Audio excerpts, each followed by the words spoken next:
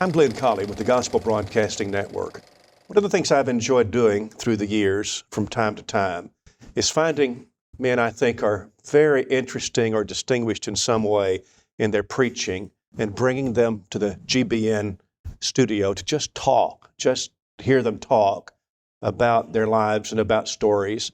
One of the things that's greatly interesting to me is the fact that there was a time a few years ago, not too many, when debating was a very common practice. It wasn't uncommon at all for crowds of people to gather together to hear two of their preachers who disagreed about some matter of faith, to debate.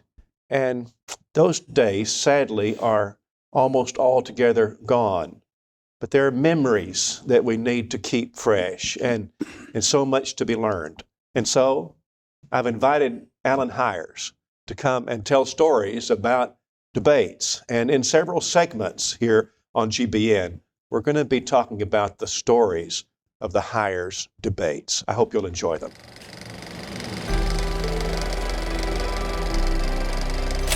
My first debate, my moderator was Albert Hill, Jr. He was a fellow student with me at Freed-Hardeman. And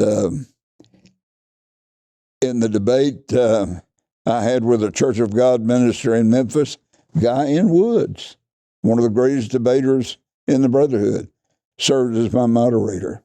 And in this debate with Mr. Welch down in Florida, G.K. Wallace was my moderator. You must have really enjoyed having them there. Well, it was a great encouragement. By the way, I almost am reluctant to tell this, but I'll mention it. As G.K. Wallace grew older and Guy N. Woods grew older, both of them said to me that they were referring all future debate invitations to me. They wanted me to stand in their stead. Well, that's a special kind of compliment, isn't it? Yes. They were good men. G.K. Wallace was one of my teachers when I was at Freed-Hardeman, and he was a marvelous instructor. Yes. What a great name he has had that outlived him. G.K. had a particular talent in his preaching, in his lectures at Freed-Hardeman, and in his debating. He had the facility of simplification. You could take an issue that was really hard to understand and difficult to define. G.K. just had the talent to be able to make that so simple that everyone in the audience could see it. And you love a man like that because he turns the light on. I want to tell you, I have to be honest about it. There were three men who influenced me as a debater. Guy N. Woods, that I thought was a great logician. Yes.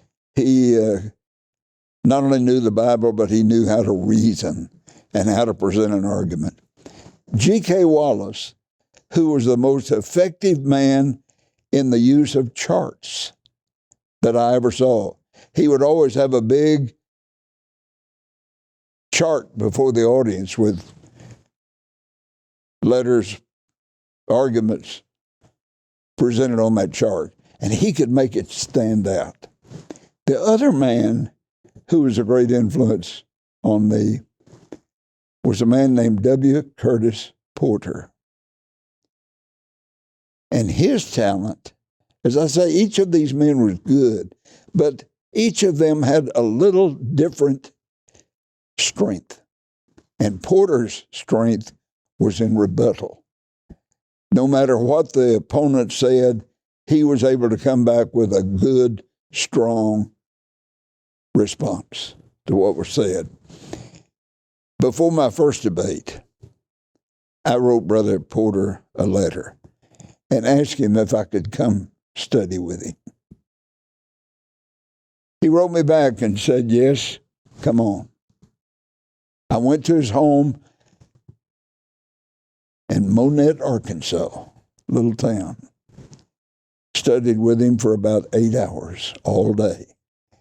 And he would get out notebooks of debates he had and refer to arguments that had been made and what he said and how he answered them.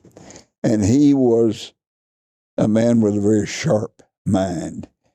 So, Guy N. Woods, the logician, G.K. Wallace, who could simplify the issue and make a strong argument with his visual aids, and W. Curtis Porter, who was so capable with his rebuttals.